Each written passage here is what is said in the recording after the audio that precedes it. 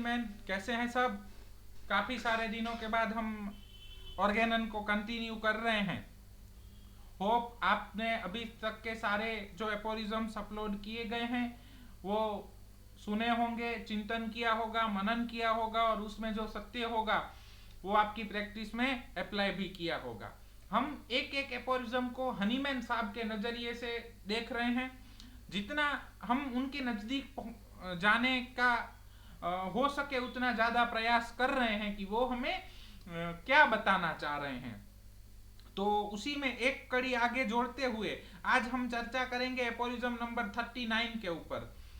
हर बार हम किसी एक अच्छे वाक्य के साथ व्याख्यान का शुरुआत करते हैं। तो आज का व्याख्यान के अंदर हम कबीर साहब का एक दोहा लिए हैं। पत्थर पूजे हरि मिले तो मैं पूजूं पहाड़, घर की चक्की कोई न पूजे जाको पीस खाए संसार। कबीर साहब क्या कहते हैं कि अगर पत्थर पूजने से हरि यानी कि भगवान मिल जाता तो मैं तो पूरा पहाड़ पूजता, जिसमें से बहुत सारे पत्थर निकलते हैं। घर की चक्की भी वही पत्थर है जो काम आती है, उसमें से आटा पीस के सब लोग खाते हैं, लेकिन उसको तो कोई नहीं पूज रहा है। यहाँ पे कबीर साहब ने उस टाइम के अंदर जो अंधश्रद्धा फैली हुई थी उसके ऊपर कटाक्ष किए हैं। जिस तरीके से कबीर साहब के कटाक्ष हैं वैसे गुजराती के अंदर हम देखें तो अखा भगत के कटाक्ष भी हैं, चाबखा बोलते हैं जिसको गुजराती में। तो आज हम होम्योपैथ को ये हूबहू लागू होता है। कबीर साहब का जो वाक्य है ना, यही तो शाश्वत सत्य है, यही तो फिलॉसफी है कि शास्त्र कभी काल बाह्य नहीं रहे, कि उस टाइम में वो लागू होता था, अब के टाइम में लागू नहीं हो रहा है। कबीर साहब ने यहाँ हमें क्या सिखाया है कि भगवान कैसे मिलते हैं। तो भगवान धर्म का आचरण करने से, सत्य का आचरण करने से मिलते हैं, ना कि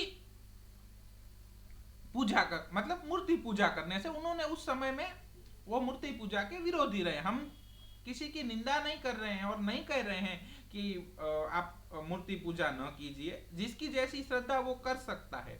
लेकिन कबीर साहब यहाँ आचरण के ऊपर पहले भार दे रहे हैं कि धर्म वो है जिसको धारण किया जा सके, मतलब हमारे आचरण के अंदर धर्म होना चाहिए। चलो हम आपके सामने सिचुएशन दे रहे हैं कि हनीमैन साहब ने हमें संदेश दिया कि जाओ होम्योपैथी को जन जन तक पहुंचाओ, घर घर तक पहुंचाओ।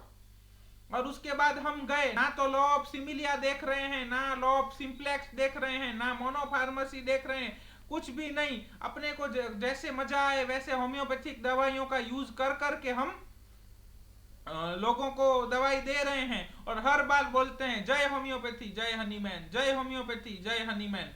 और फिर हनीमैन साहब का एक वो बनाते हैं स्टैच्यू, और जो उनकी पूजा भी करते हैं, और एक अस्पताल भी बनाते हैं जिसके अंदर भी कोई सिद्धांत फॉलो नहीं हो रहे हैं, ऐसे ही ट्रीटमेंट हो रही है। तो उससे होम्योपैथी का फैलावा होगा क्या? उससे होम्योपैथी घर घर तक पहुंचेगी? या तो हनीमैन साहब ने जो सिद्धांत हमें दिए हैं, लॉ ऑफ सिमिलिया दिया है, लॉ ऑफ सिंप्लेक्स, मोनोफार्मेसी, इन सब सिद्धांतों को प्रयोग करके हम पेशेंटों को ट्रीट करके उनकी हेल्थ की तरफ ले जाते हैं। भले ही हम जय होम्योपैथी जय हनीमैन नहीं बोलते हैं, भले ही हम हनीमैन साहब का स्टैच्यू नहीं बनाते हैं, भले ही हम कोई अस्पताल भी नहीं बना रहे हैं, छोटे से क्लिनिक के अंदर प्रैक्टिस कर रहे हैं, तो दोनों सिचुएशन में से सिचुएशन नंबर 1 और सिचुएशन नंबर 2, दोनों में से कौन सी सिचुएशन के अंदर होम्योपैथी जन जन तक पहुंचेगी, कौन सी सिचुएशन में हम होम्योपैथी को अपने जीवन में उतार रहे हैं। सिचुएशन नंबर 1 जहां पे कोई भी लॉ फॉलो नहीं हो रहे हैं, सिर्फ जय होम्योपैथी जय हनीमैन बोला जा रहा है, और जैसे तैसे क्रूल मेथड से और होम्योपैथिक दवाइयां दी जा रही हैं, रिजल्ट उसमें भी मिल रहा है। तो इससे होम्योपैथी का फैलावा होगा, या तो हनीमैन साहब ने हमें जो सिद्धांत दिए हैं उन सिद्धांत के ऊपर चलेंगे, हमारे व्यवहार के अंदर हम उन सिद्धांतों को प्रतिपादित करेंगे, तो होम्योपैथी घर घर तक पहुंचेगी, जन जन तक पहुंचेगी। आपकी क्या राय है?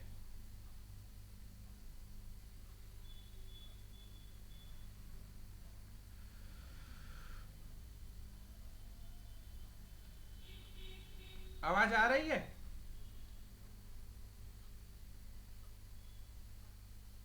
Okay, very good. नंबर 2, एक नंबर 2 के साथ हैं, बाकी के 8 लोग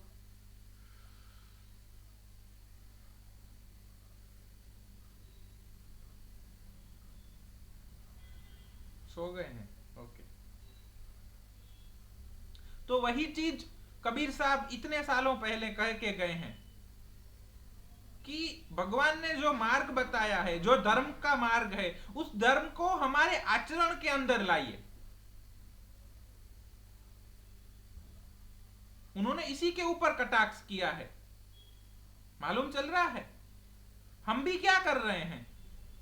होम्योपैथी होम्योपैथी होम्योपैथी कर रहे हैं, मगर हमारे आचरण में कौन सा होम्योपैथी है? अगर जब तक हमारे आचरण के अंदर हनीमैन साहब ने जो बताए वो सब लॉ नहीं होंगे, तब तक हम होम्योपैथी को घर घर तक नहीं पहुंचा सकते, क्योंकि ये भी आचरण का विषय है, ये सब फिलॉसफी है, तत्व ज्ञान है। बात समझ में आ रही है? 2 सिचुएशंस हैं।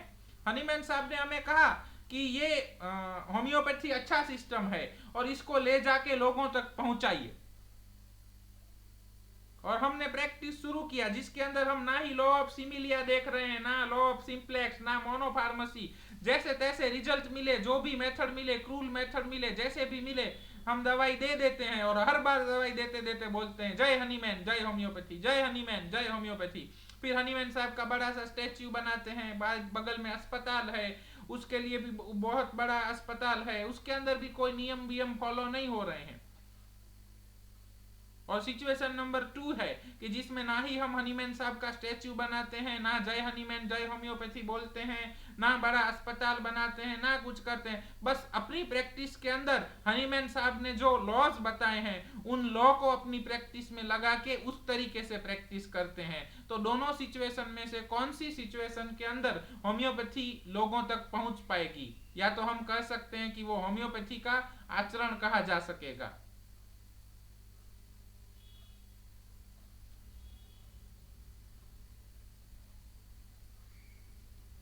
तो वही चीज हमें कबीर साहब यहाँ पे धर्म के द्वारा बता रहे हैं कि धर्म के अंदर भी सिर्फ पूजा पाठ करना, ये सब धर्म का बाह्य स्वरूप है। धर्म का आंतरिक स्वरूप, जो धर्म की फिलॉसफी है, जो तत्व ज्ञान है, वो है। और जब तक वो तत्व ज्ञान हमारे जीवन के अंदर नहीं उतरता, हमारे व्यवहार के अंदर नहीं उतरता, तब तक बाहर का आडंबर व्यर्थ है। इसके ऊपर कबीर साहब ने कटाक्ष किया है। जितना हम समझ पा रहे हैं उतना हम आप तक पहुंचा रहे हैं। ठीक है, अब हम चलते हैं मास्टर हनीमैन की ओर। एपोरिज्म नंबर 39 क्या कहना चाहते हैं master Hahnemann? Now the adherent of the ordinary school of the medicine so all this for so many centuries. All school of medicine बहुत सैकड़ों सालों से ये चीज देख रहा है और करता आ रहा है। क्या? They saw the nature herself cannot cure any disease by the assertion of the another, be it ever so strong, if the new disease be dissimilar to that already present in the body. हम लोग बरसों से देखते आ रहे हैं, चाहे वो all science हो, सब लोग, कि नेचर इटसेल्फ, कुदरत है, वो भी पुराने डिसीज को नए डिसीज लाके आरोग्य नहीं कर सकती है अगर दोनों डिसिमिलर हैं। तो समझ में आ रही है बात?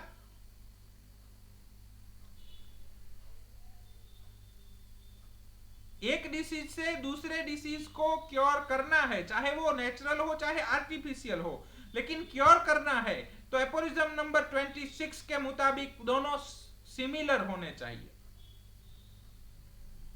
अगर डिसिमिलर है तो नेचर इटसेल्फ नहीं कर पाती है, तो अगर कुदरत नहीं कर रही है, नेचर नहीं कर पा रही है, तो कौन करेगा? कौन कर पाएगा? हम जिसको अलमाइटी बोलते हैं, नेचर बोल सकते हैं, वो भी अगर डिसीज डिसिमिलर है तो नए डिसीज से, नया डिसीज कितना भी स्ट्रांग हो, वो पुराने डिसीज को क्योर नहीं कर पाते हैं।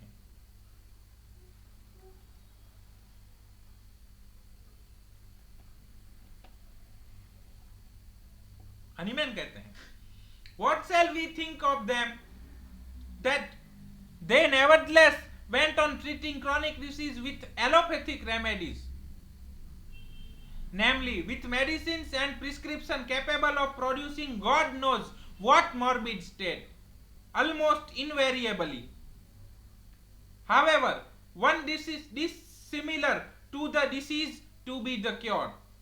वो कहते हैं कि नहीं मालूम है कि उस प्रिस्क्रिप्शन के अंदर कौन सी दवाइयां हैं और वो कैसा डिसीज प्रोड्यूस करेंगी, लेकिन वो डिसिमिलर डिसीज ही प्रोड्यूस करेंगी, तो उससे कैसे क्योर होगा। यहां पे हनीमैन बोल रहे हैं कि विथ एलोपैथिक रेमेडीज, इसका मतलब क्या है कि ऐसी कोई भी दवाई जो सिमिलर नहीं है, चाहे वो दवाई होम्योपैथिक हो, आयुर्वेदिक हो, सिद्धा हो, यूनानी हो, एलोपैथिक हो, हर्बल हो और कोई भी हो, लेकिन अगर वो सिमिलर नहीं है तो हनीमैन यहां पे उसको कॉट करते हैं एलोपैथिक मेडिसिन। बात समझ में आ रही है? हनीमैन किसी एक साइंस के बारे में, एलोपैथी के बारे में नहीं बोल रहे हैं। वो उनका एलोपैथी का मतलब है इस तरीके से मेडिसिन देना कि जहां पे डिसीज और मेडिसिन दोनों डिसिमिलर हैं, तो वो सब एलोपैथी में है। आप होम्योपैथिक मेडिसिन के द्वारा भी एलोपैथिक प्रैक्टिस कर सकते हैं। बात समझ में आ रही है कि नहीं आ रही है? क्लियर और नॉट? अगर आपने सिम्टम सिमिलैरिटी के बेस के बिना ऐसे ही आपके पास पेशेंट आया और उसको आपने उठा के कोई भी दवाई दे दी, चाहे वो दवाई भले ही होम्योपैथिक फार्मेसी में बनी हो, होम्योपैथिक लेबल लगाया हुआ हो, लेकिन वो प्रैक्टिस होम्योपैथी करते ही नहीं है, हनीमैन उसको एलोपैथिक रेमेडीज ही बोलेंगे। बात समझ में आ रही है? हनीमैन साहब ने बहुत क्लियर कट गाइडेंस दिया हुआ है। क्लियर? पता नहीं है वो कौन सा मॉर्बिड स्टेट पैदा करेंगी। जिस दवाइयों की एक्शन भी हमें नहीं मालूम है, वो दवाइयां हम प्रिस्क्राइब कर रहे हैं और वो डिसिमिलर हैं, तो वो कौन सा स्टेट प्रिस्क्राइब करेंगी वही हमें नहीं मालूम है। और नेचर इटसेल्फ अगर उसको क्योर नहीं कर पाएगा, तो आप आर्टिफिशियल डिसीज पैदा करके क्या क्योर कर पाएंगे? Question mark.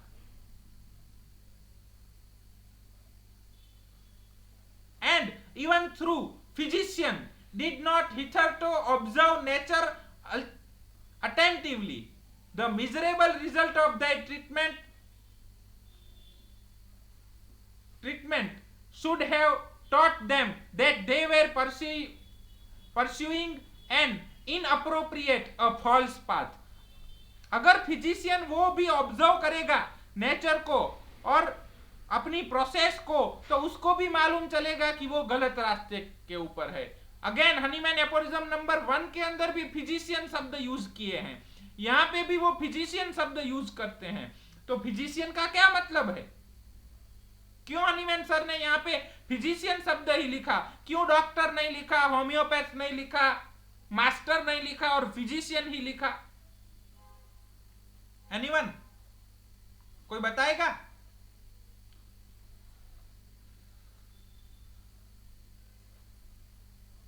क्लास इंटरैक्टिव रहेगी तो मजा आएगा। हम बकता भला तुम सुनता भला तो मजा नहीं आएगा। कैसे रिजल्ट बताएं उन्हें? Miserable results. मतलब कैसे? ढूंढिए।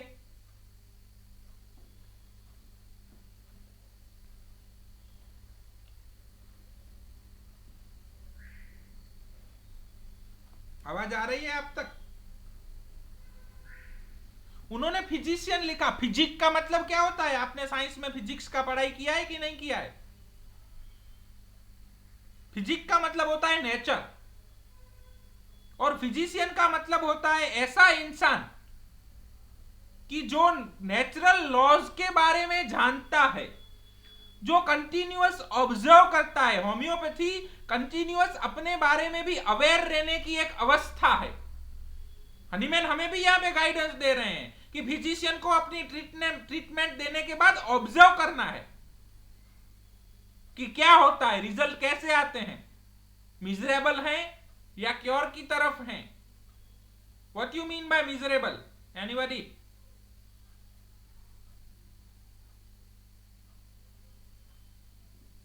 हनीमैन उसको इनअप्रोप्रिएट, फॉल्स पाथ बताते हैं।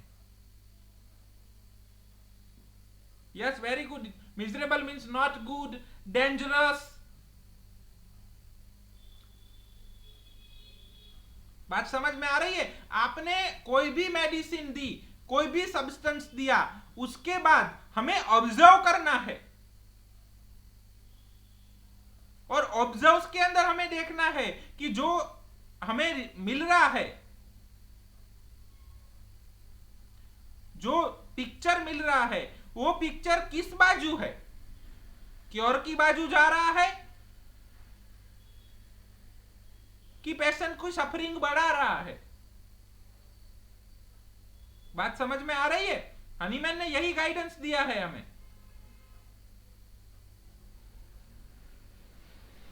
कि हमें भी ऑब्जर्व करना है। वो यहां पे बताते हैं, and even through physician did not hitherto observe nature attentively. Observe कैसे करना है? अटेंटिवली ऑब्जर्व करना है।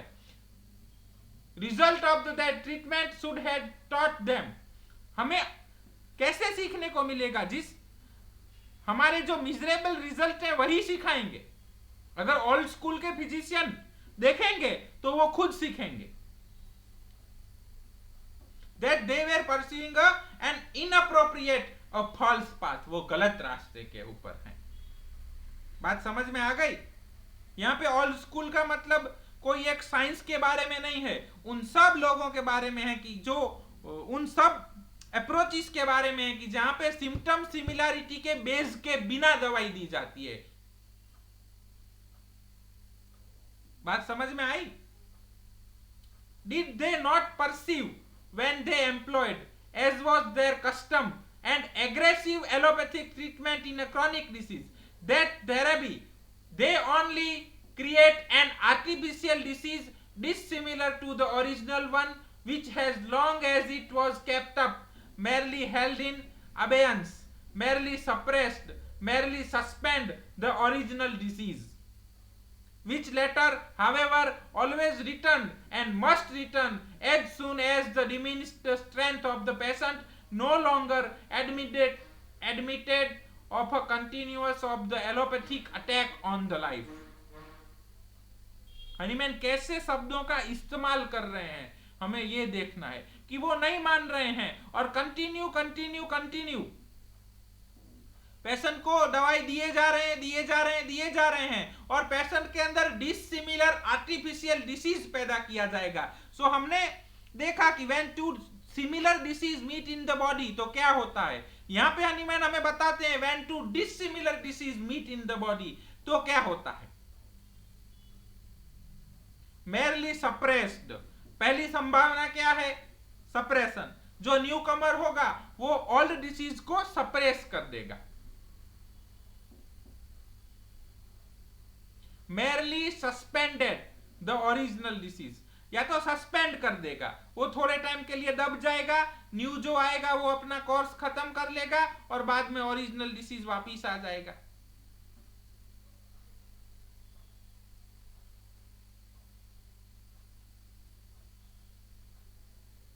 मेरली अबेयंस, उसका मतलब भी वही होता है कि टेम्पररी चला जाएगा।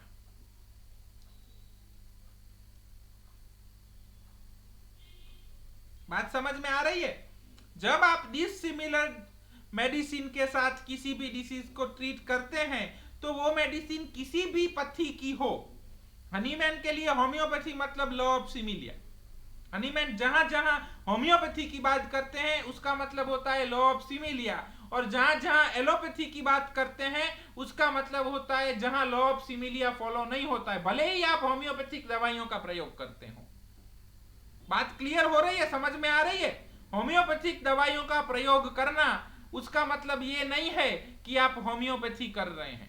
होम्योपैथिक सिद्धांतों का प्रयोग करना उसका मतलब है कि आप होम्योपैथी कर रहे हैं। इसीलिए हमने पहले ही आगे कबीर साहब का एक दोहा आपके सामने रखा कि अगर धर्म का मतलब पत्थर पूजना होता है तो मैं पहाड़ पूज लेता कि जिसके अंदर बहुत पत्थर हैं। वहां पे कबीर साहब यही कटाक्ष करते हैं कि धर्म का मतलब ये होता है कि आपके आचरण के अंदर वो तत्वज्ञान, वो फिलॉसफी होनी चाहिए। तो इसी तरीके से हनीमैन जहां पे होम्योपैथी की बात करते हैं तो वो होम्योपैथिक सिद्धांतों की बात करते हैं, और जहां पे एलोपैथी की बात करते हैं उसका मतलब होता है होम्योपैथिक सिद्धांतों का प्रयोग नहीं होता है वो सब।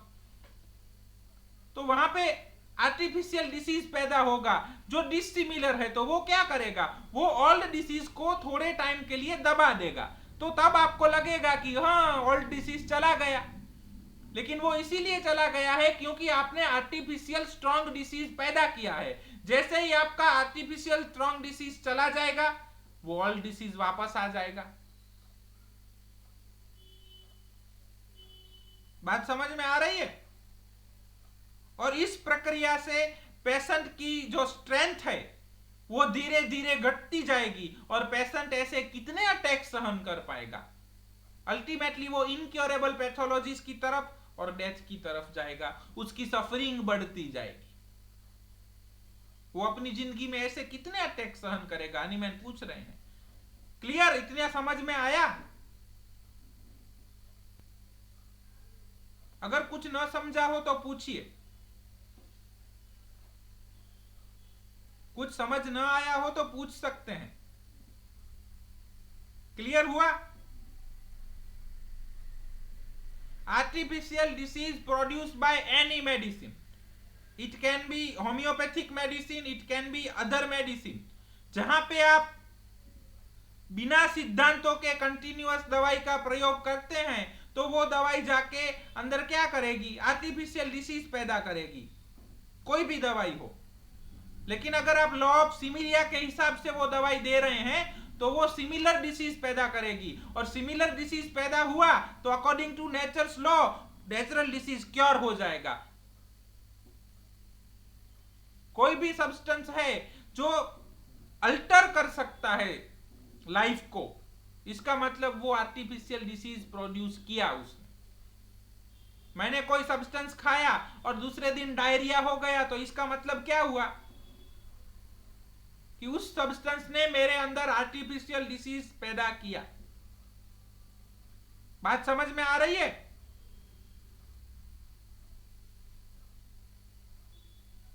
अब डायरिया कैसा था, डायरिया कैसा था, तो वो डायरिया मुझे जैसे ही मैं खाना खाऊं तुरंत मुझे स्टूल के लिए जाना पड़ता था, एकदम स्टिकी स्टूल आ रहा था, उसके पास साथ खून भी पड़ रहा था, मुझे वैसे भूख नहीं लग रही थी लेकिन आइसक्रीम खाने का मन हो रहा था। तो हनीमैन कहते हैं इस चीज को नोट कर लीजिए, आपने जो सब्सटेंस खाया था उसने इस प्रकार के सिम्टम पैदा किए, यानी कि उसने इस प्रकार का आर्टिफिशियल डिसीज पैदा किया। अब आपके पास कोई पेशेंट आ रहा है लेके कि मुझे सुबह से स्टिकी डायरिया है, आइसक्रीम खाने का मन हो रहा है और खून भी आ रहा है, तो आप क्या करेंगे, आपने जो सब्सटेंस प्रूव किया था उस सब्सटेंस का नाम है एग्जाम्पल के तौर के ऊपर फॉस्फोरस, तो आपने उसको फॉस्फोरस दवाई दिया, फॉस्फोरस जाके वहां पे थोड़ा स्ट्रेंथ वाला सिमिलर डिसीज पैदा करेगा, तो क्या होगा, according to nature's law of cure, when two similar disease meet in the body, जो वीकर डिसीज नेचुरल डिसीज है वो परमानेंटली एक्सटिंग्विश्ड हो जाएगा वहां से। और आपने फॉस्फोरस तो दवाई को डोज मिनिमम डोज में दिया है, डिसकंटिन्यू कर दिया, तो आर्टिफिशियल डिसीज भी धीरे धीरे डिमिनिश हो गया। अब क्या बचा वहां पे, वाइटल फोर्स जो हेल्थ को रिस्टोर करेगा। बात समझ में आ गई?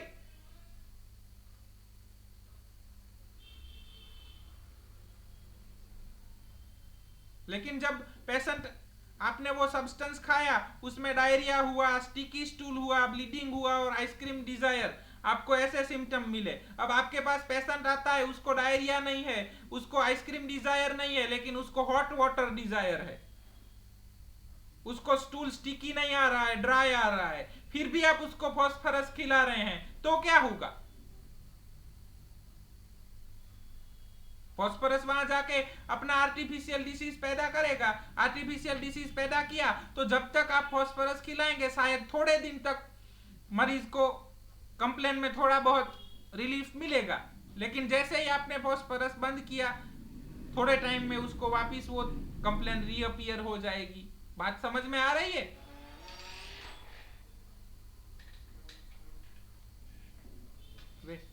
तो इसको क्या बोलते हैं? हाँ, होम्योपैथिक दवाई का ही यूज हुआ है, लेकिन होम्योपैथी सिद्धांत का यूज नहीं हुआ है, और सिद्धांत का यूज नहीं हुआ है तो हनीमैन के लिए ये क्या है? ये डिसिमिलर डिसीज है, और डिसिमिलर डिसीज है तो क्या होगा?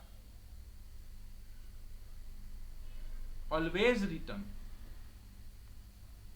थोड़े दिनों के बाद नेचुरल डिसीज वापिस आ जाएगा। बात समझ आ गई? इतना क्लियर हो रहा है?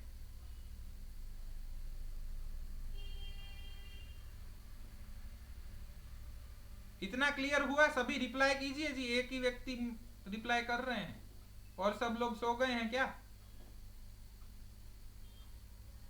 आवाज सुनाई दे रहा है? ओके, इतना क्लियर हुआ? क्योंकि एपोरिज्म बड़ा है तो हम दूसरे स्लाइड की ओर बढ़े। ठीक है। 10. The itch exanthema certainly disappears very soon from the skin under the employment of the violent purgatives frequently repeated, but when the patient can no longer stand for the factitious disease of the bowel and can take no more purgatives, then either the cutaneous eruption break out as before or the internal sora displays itself in some bad symptoms, and the patient, in addition to his undiminished original disease, has to endure the misery of the painful ruined digestion and impaired strength to boot. मतलब कोई व्यक्ति है कि जिसको skin disease हुआ है, खुजली हुई है, इच हुई है, तो उस जमाने में कहा जाता था कि इसके अंदर टॉक्सिन्स जमा हो गए हैं, तो एक काम करो, इसको जुलाब दे दो, परगेटिव्स दे दो। तो वो जुलाब लेता है तो थोड़े टाइम के लिए जुलाब रहेगा, तब तक उसकी इच सबसाइड हो जाती है। लेकिन पेशेंट कितने दिनों तक जुलाब लेगा? और जैसे ही वो जुलाब नहीं ले पाएगा या जुलाब लेना बंद कर देगा या जुलाब उसके ऊपर एक्ट करना बंद कर देगा, परगेटिव एक्ट नहीं करेगी, वो इच वापिस आ जाएगी। Cutaneous eruption break out as before, वो पहले के जैसे ही वापिस आ जाएगी। और वापिस नहीं आएगी तो क्या होगा? इंटरनल सोरा उसको अलग सिम्टम के तौर पे कहीं और दर्शाएगा। हमने शायद रटानिया के अंदर या किसी मेडिसिन के अंदर आपको बताया है कि जिस खुजली को सप्रेस कर करके इरप्शन को हम कैंसर की ओर ले जाते हैं, तो वो किसी और फॉर्म में निकलेगा। और साथ साथ क्या होगा? पेशेंट का डाइजेशन भी खराब हो गया और पेशेंट का वाइटल फ्लूइड भी लॉस हो गया, उसकी स्ट्रेंथ भी चली गई। तो आपने क्या पाया इतनी दवाइयां खिला के? पेशेंट अच्छा हुआ? हम आज देखेंगे तो दवाई कोई भी यूज होती हो, चाहे वो किसी भी पथी की दवाई हो, लेकिन जब वो दवाई डिसिमिलर डिसीज पैदा करती है, मतलब लॉ ऑफ सिमिलिया के तौर पे या किसी जो उसके तौर पे नहीं दी जाती है, सिद्धांत के तौर पे, तो क्या होता है? पेशेंट को उस तकलीफ में कुछ दिनों तक आराम रहता है, फिर क्या? थोड़े दिनों के बाद वो तकलीफ रिटर्न आती है, वो नहीं आती है तो दूसरी तकलीफ आती है, और ultimately patient hypertension, dyslipidemia, sugar, tumours, ऐसी ऐसी कंडीशन के साथ आते हैं कि जहां पे अब शायद क्योर पॉसिबल हो या ना हो, हम नहीं कह सकते, जहां पे पेशेंट को हर रोज कोई मेडिसिन लेनी पड़ती हो। क्लियर हो रही है बात? वो सोरा ही है, क्या बोलते हैं, और the internal psora display itself in some bad symptom.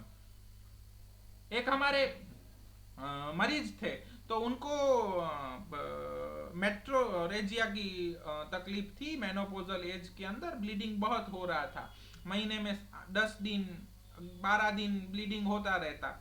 तो उन्होंने क्या किया कि मेंसिस को सप्रेस कर दिया, फिर थोड़े दिनों बाद उनको पाइल्स हुए, अब उनको हर रोज सुबह को ब्लीडिंग होता है। तो एक दिन ब्लीडिंग होना मतलब महीने में 10 दिन ब्लीडिंग होना बेटर वे था कि महीने में 30 दिन ब्लीडिंग होना बेटर है? और साथ में उनको वेट गेन हो गया और दूसरी जो कंप्लेंट्स हुई वो तो नफा है ना। बात समझ में आ रही है?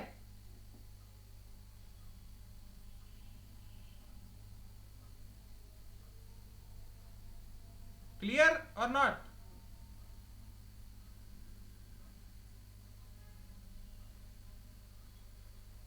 एक और पेशेंट थे जिनको हेडेक का दिक्कत था, माइग्रेन का दिक्कत था, और समझ महीने में दो चार दिन 5 दिन हेड पेन रहता था। उन्होंने ऐसे ही सप्रेसिव ट्रीटमेंट्स लिए। फिर थोड़े दिन बाद उनको हाइपरटेंशन डायग्नोसिस हुआ। अब उनको हर रोज हेडेक होता है। तो महीने में 4-5 दिन हेडेक होता था वो बढ़िया था, कि अब हर रोज हो रहा है वो बढ़िया है? बात समझ में आ रही है? वो सोरा का ही अलग अलग रूप है, मायाजम का ही अलग अलग रूप है। अगर हम उसको डिसिमिलर मेडिसिन से ट्रीट करते हैं तो dissimilar medicine can be wound, can be surgery, can be anything, लेकिन जो सिमिलर नहीं है वो सब डिसिमिलर है। बात समझ में आ रही है? हर पेशेंट को पाइल्स के अंदर एस्क्यूलस का ऑइंटमेंट दे दिया या एस्क्यूलस दे दिया विदाउट सिम्टम सिमिलैरिटी, तो वो क्या है? हमें प्रयत्न करना है, नहीं हो पाता है और देना पड़ता है तो बात अलग है, लेकिन हम प्रयत्न नहीं करते हैं और दे देते हैं ना, वो भी बात अलग है। हनीमैन उसको कंडेम करते हैं। एक पेशेंट थे, उनको रिंगवर्म हुआ, फिर सप्रेसिव ट्रीटमेंट्स लिए तो रिंगवर्म अच्छा हो गया। 2-3 महीने बाद पाइल्स हुए, उसके लिए भी कुछ सप्रेशन वगैरह किए तो वो अच्छा हो गया। फिर 4-5 साल बाद उनको हाइपरटेंशन हुआ। तो ये क्या है? वो स्किन के ऊपर खुजा लेते थे वो अच्छा था, कि पूरी बॉडी का सिस्टम हल गया वो अच्छा है, बिगड़ गया?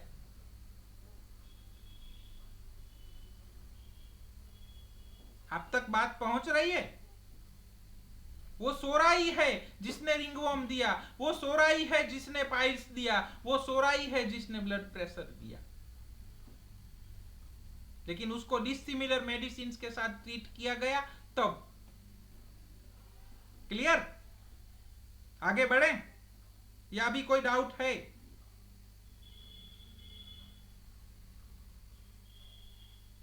ओके।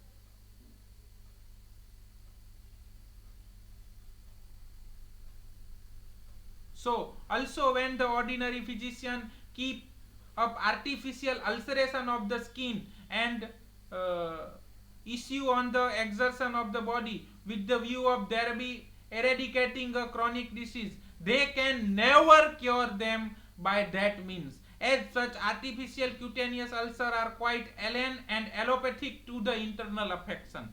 मालूम चल रहा है हनीमैन क्या बोलते हैं? These ulcer, फोन करिए बताइए। These ulcer are allopathic to the internal affection. मालूम चल रहा है? अगेन हमें सिद्धांतों की बात आ रही है। एलोपैथिक मतलब ये अल्सर इंटरनल डिरेंजमेंट से सिमिलर नहीं है, डिसिमिलर है, मतलब कि एलोपैथिक है। बात क्लियर हो रही है? इसको क्या बोलते हैं? टाढ़ा देवा, गुजराती में એવું કહેવાય। हिंदी में क्या बोलते हैं वो मालूम नहीं है। गरम गरम लोहे की वो होती है ना, वो वहां पे स्किन के ऊपर रख के वहां वुंड करते हैं। ऑर्डिनरी टाइम में ऐसा सब कुछ करते थे। हनीमैन वो भी बता रहे हैं कि that is also dissimilar, but in the stronger disease that then the indwelling malady, the latter is therapy sometimes silenced and suspended for a week or two, but it is only suspended, and that for a very short time while the patient's power are gradually worn out.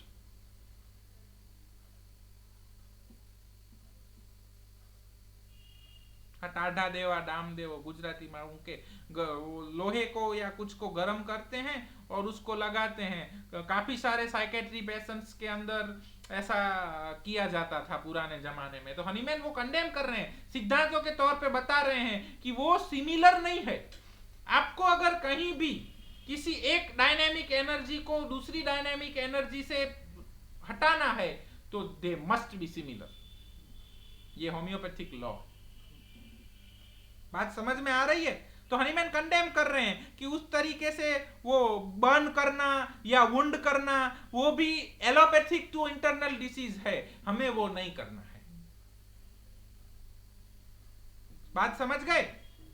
इतना clear हुआ? आगे बढ़ सकते हैं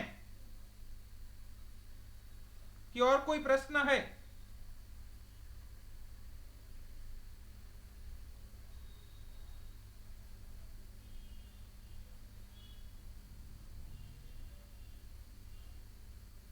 जवाब तो दीजिए।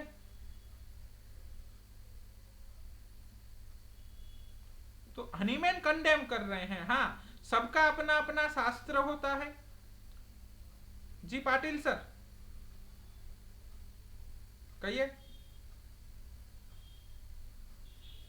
Okay okay. तो सबका अपना अपना शास्त्र होता है। शायद आयुर्वेद में इसे अग्निकर्म कहा जाता है, कोई जानता हो तो आप जहां पे बहुत सीवियर डिसीजेस हैं, इनक्योरेबल पैथोलॉजीज हैं, जहां पे हम सिमिलर मेडिसिन नहीं मिल रही है या और कोई भी कारण है जहां पे पेशेंट की लाइफ एंड डेथ का सवाल है और उस टाइम पे उस इंडिकेशन के हिसाब से किया जा सकता होता है। लेकिन हनीमैन कहते हैं कि अब अगर आपको डिसीज क्योर करना है,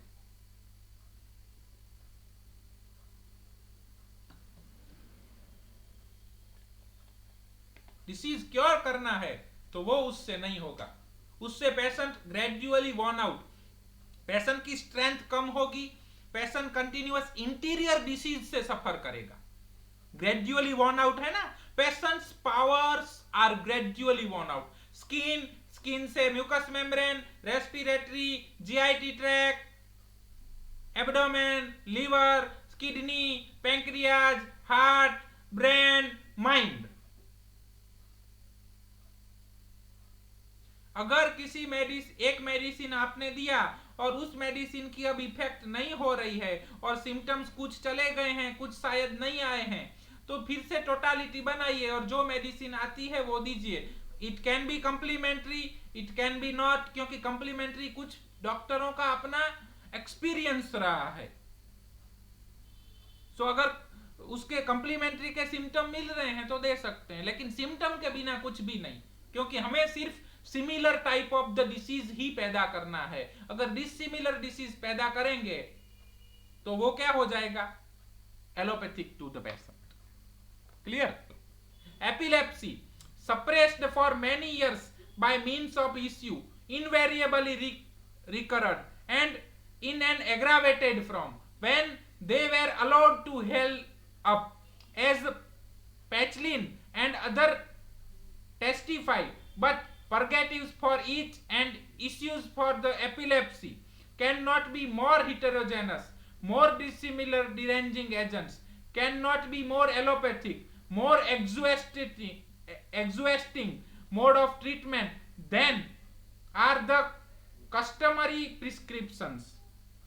क्या कहते हैं कि डामदेवा मतलब जो वो करते हैं वो प्रोसेस, या तो स्किन डिसीज के लिए परगेटिव्स देना, ये सब चीजें इतनी ज्यादा एलोपैथिक या इतनी ज्यादा खराब नहीं है कि जितनी ज्यादा डिसिमिलर मेडिसिन देनी है, जितनी ज्यादा वो कस्टमरी प्रिस्क्रिप्शंस लिखते हैं ना, composed of unknown ingredients used in ordinary practice for the other nameless innumerable form of the disease. Ordinary practice में जो सब्सटेंस यूज होते हैं कि जिन सब्सटेंस की एक्शन क्या है, जिन सब्सटेंस कौन सा डिसीज पैदा करेंगे, कैसा डिसीज पैदा करेंगे, वो सिंगल कैसा डिसीज पैदा कर सकते हैं, अगर कंबाइन दिया जाए तो कैसा पैदा कर सकते हैं, ऐसा कुछ भी हमें मालूम नहीं है। और हम पेशेंट को सिर्फ देते रहते हैं, देते रहते हैं, देते रहते हैं। अल्टीमेटली पेशेंट डर्न आउट होता जाता है, उसकी ताकत कम होती जा रही है, और जो फर्स्ट डिसीज था ना,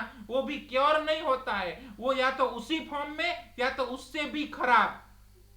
वो एक मूवी देखा है, उससे भी बुरा, बहुत अच्छा डायलॉग है उस मूवी के अंदर। कौन सा मूवी है वो?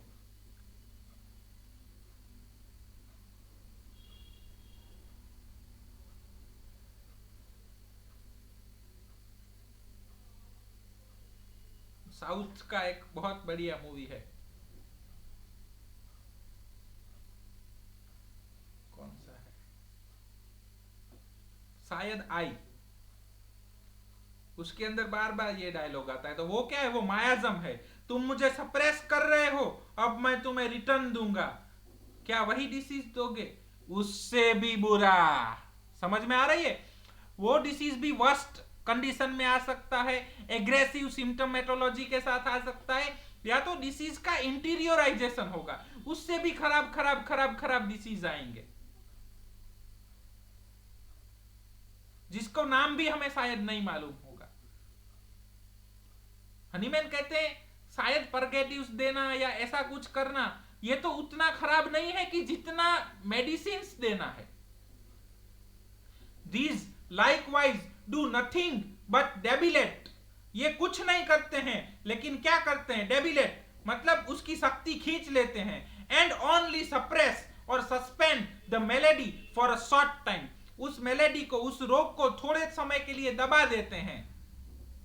Without being able to cure it, उसको मिटा नहीं सकते, उसको खत्म नहीं कर सकते। And when used for a long time always add a new morbid state to the old disease, और अगर उसको लंबे समय तक दिया जाए तो उसको अलग एक और स्टेट उसके अंदर ऐड कर देते हैं। सो हनीमैन यहां पे अगेन हमें बताते हैं कि कोई भी दवाई लंबे टाइम तक नहीं देनी। बात समझ में आ रही है? सो हमेशा दवाई कैसे देनी है?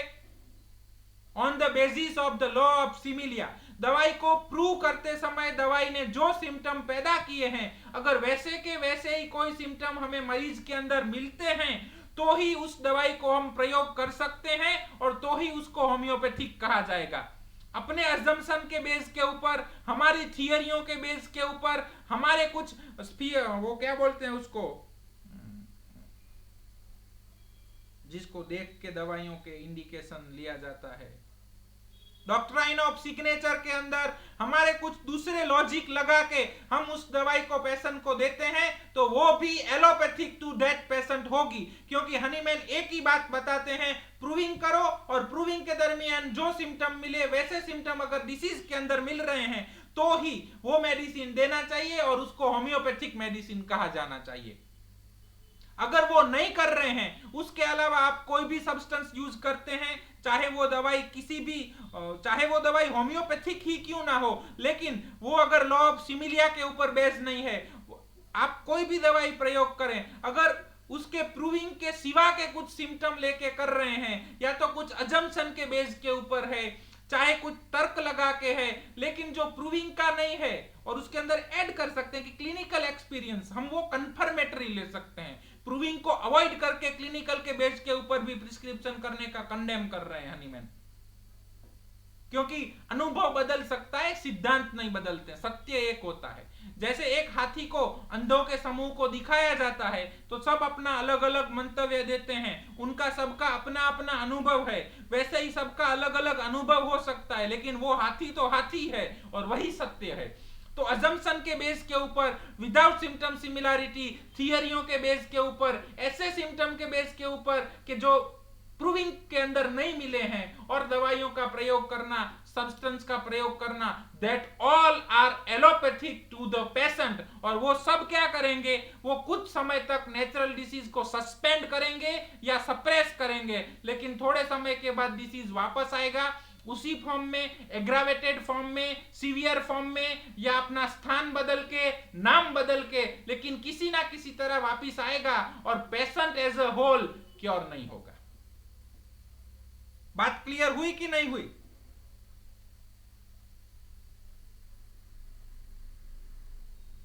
क्लियर? एपोरिज्म 39।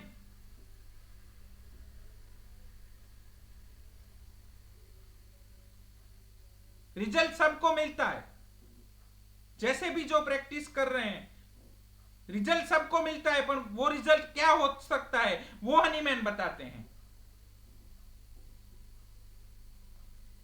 सब अलग अलग शब्दों का मीनिंग दिया हुआ है, ठीक है। अगर आपको पढ़ना है तो पढ़िएगा। सब कुछ हमने जितना हमारे गुरुओं से हमें मिला है वो आप तक पहुंचाने का प्रयास किया है। हम किसी के विरुद्ध नहीं हैं और ना ही किसी को मना कर रहे हैं, लेकिन जो हनीमैन को जानना चाहते हैं तो हम हनीमैन को इतना समझे हैं। जय होम्योपैथी, जय हनीमैन। किसी को कोई प्रश्न हो तो कहिए।